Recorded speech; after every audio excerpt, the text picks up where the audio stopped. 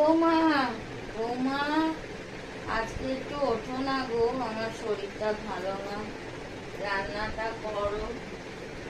আর এই যে দেখো, আমি বিছানাটা গোছাই আস্তে আস্তে, তারপর দেখছি।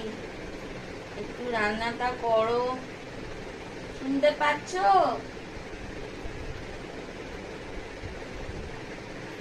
শুনতে পাচ্ছ?